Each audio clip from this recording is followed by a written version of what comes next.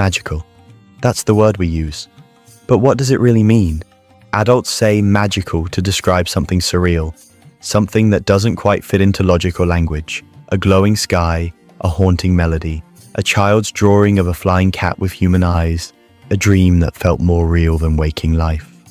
I remember when I was about 4 years old and went to play school, there was a girl in my class who carried a small school bag. On the front of that bag, there was a cartoonish figure, some kind of creature flying freely in the open blue sky. I used to stare at that image for a very long time. I don't know why, but I felt something. I used to imagine being him, flying endlessly through the sky, through his eyes, through my imagination. It wasn't just a fantasy, it felt real, like I was that creature, soaring through an infinite world, weightless, timeless, unburdened. Looking back now, I think that was the closest I've ever come to enlightenment. That feeling, pure, innocent, limitless. It was like being one with the entire sky. I still remember the face of that little creature to this day. Magical. Magical is just our word for something we used to know intimately and then forgot. It's not fantasy, it's memory. When an adult watches a movie that makes their skin tingle or hears a song that feels like it's from another world, they call it magical.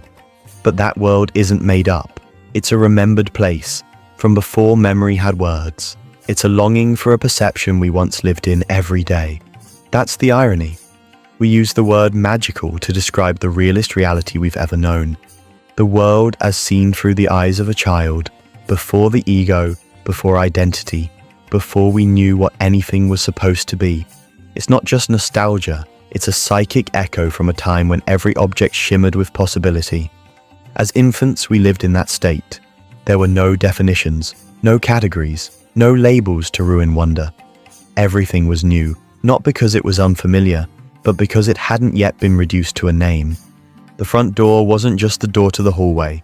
It could be the gateway to a forest where trees could talk. The kitchen chair wasn't just a chair, it was a throne. A puddle wasn't water, it was a portal. The world wasn't flat, it wasn't ordinary. It glowed because it hadn't yet been cut into pieces by language. The ego had not yet formed. There was no me and the world. There was only experience. No border between the inner and outer. No I am this and that is that. Everything was alive. Everything belonged. This is the infant dreamscape. This is where magic was never questioned, because it was the default. And so as adults, we try to return to it without even realizing.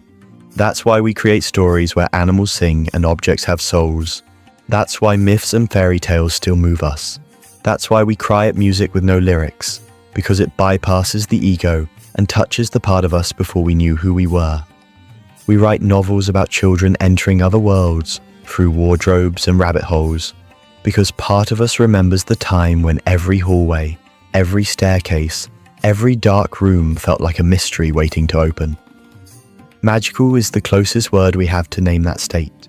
It's a longing for the unfiltered, for the impossible that once felt natural, for the mystical landscape that didn't need proof to be real, for the time before conclusions existed, and so every possibility was alive. It's not childish to see the world this way. It's primal. It is the mind before its fall into certainty. It is the dream of the soul before it was claimed by the world. One day, the living room is a jungle. The next, it's a kingdom. The crib is a spaceship. The closet, a doorway to something they both long for and fear. The imagination isn't added on top of reality. It is reality. Nothing has yet been reduced to just what it is. Everything still glows. But this dreamscape is delicate. It bends and flows like a stream until something sharp disturbs its waters. When the home is safe, this dream becomes a sanctuary. The dreamscape is full of warm sounds, glowing smiles, voices that soothe, and arms that protect. But if a child feels unsafe, if a parent yells or disappears, if a stranger touches in a way they shouldn't, if love is withdrawn or pain is inflicted, then the magical realm cracks. The door to Narnia doesn't open to meadows, it opens to nightmares. The forest becomes haunted, the sky turns grey, and the dream, the very world they live in, becomes an unspeakable place, because they don't yet know what's real and what isn't. They can't know. Their psyche is still a sponge, still forming, so if terror enters the dream, they absorb it. If betrayal enters the dream, they become it. If something violent or chaotic happens, they don't think, "This is wrong." They think, "This is how the world works." And in that way, trauma in early childhood doesn't just hurt. It rewrites reality. It distorts the architecture of the dream itself. A parent who disappears often becomes a ghost in the child's dreams. A scream that echoed through the hallway might become thunder in their nightmares. A slap can become a monster's claw. The abuser becomes a shape-shifting shadow that follows them into adulthood. Many adults don't remember their trauma, not because it wasn't real, but because it was too much for their forming mind to name. Instead, it was stored in symbols, stored in dreams, stored in fears they don't understand, in patterns they keep repeating, in the constant illness, the insomnia, the anxiety without a cause. When the dreamscape turns into a horror movie, the body keeps the record. The nervous system stays on high alert. The mind loops in confusion. The child who once danced through dream fields now wakes up at 3 a.m., heart racing, drowning in sweat and fear. Why? Because the subconscious never forgets. This is where fever dreams enter the picture. Not just random spikes of the imagination during sickness, but literal eruptions of the unresolved past. A whisper of truth breaking through the body when the mind is too clouded to remember. And what do these dreams say?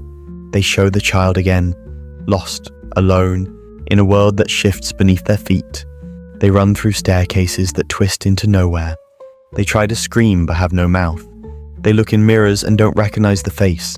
This is the unspoken scream of a mind that never got the chance to understand. A child doesn't say, "I'm traumatized." They say, "I'm a monster. I'm not real. I must be bad. I don't know what's going on, but it must be my fault." And as adults, they forget the dream. But the dream doesn't forget them. The same doorway that once led to a land of singing animals now opens into a hallway of shadows. Faces morph, objects twist, time becomes distorted. The dreamscape cracks into psychic chaos. I've been trying to make a video on this for a long time now, but I didn't know how to put it into words. How do you take someone into the dreamscape of an infant? Into the horror and confusion that fluctuates with every move of a parent? This part of the journey, this abyss, it came to me in my own stage of inner work. When I finally reached the last layer of psychological and physical suppression, I had vivid dreams about my childhood, but they weren't memories I could recall. They were felt experiences, and they were terrifying. In one dream, I was dancing as a child, but I didn't know who I was. Nothing made sense. The world was unrecognizable. I didn't know where I was. I didn't know what was happening.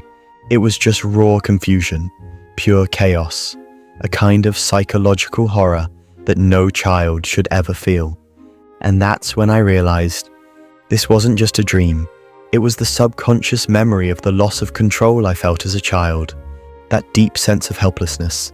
Because when you're a child, an infant even, and you grow up in an unsafe environment, you don't know what's going to happen next. Every shadow, every loud voice, every slammed door becomes a monster in your head. You can't understand what's going on. You can't process it. You just feel it. And that feeling becomes a loop inside your nervous system. It becomes your baseline. That's how trauma gets stored, not in the mind, but in the body, in the subconscious.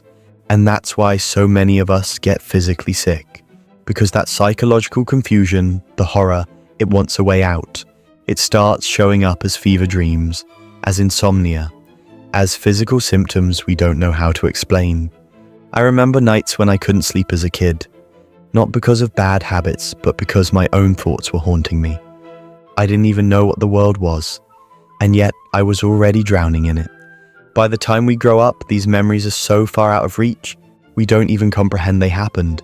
They're like ghosts trapped in the walls of our childhood home, silent but ever present. And then we wonder why we feel broken, why we sabotage ourselves, why we get triggered by things we can't even name. It's because the child inside us never had a chance to make sense of any of it. And so I looped, again and again. This is what trauma looks like, before language. It doesn't leave a memory, it leaves an impression, a feeling, a fever, a fragmentation. The infant does not think this is abuse. They feel, I am unsafe, I am confused, I am wrong, I must be wrong. This is not metaphor. This is how the subconscious records reality before the mind knows how to record facts. And when those fractured dreams are not resolved, they live on. Not just as vague memories, but as literal illness, in the body, in the immune system, in the patterns of insomnia, anxiety, dissociation, and autoimmune storms later in life. Many adults think their depression, fatigue, or nightmares are from stress. But they're not. They're from this. From the ancient dreams still running in the basement of the soul, where the child still doesn't know who they are, or what's happening, or how to wake up. The dreamscape becomes a haunted realm, and the child never fully leaves it.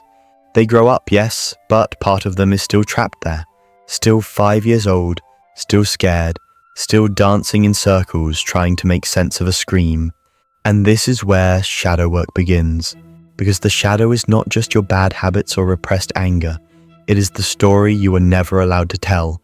It's the dream that never got witnessed. It's the horror you couldn't name, so your body named it for you. With shaking, with panic, with disease, with exhaustion, with addiction.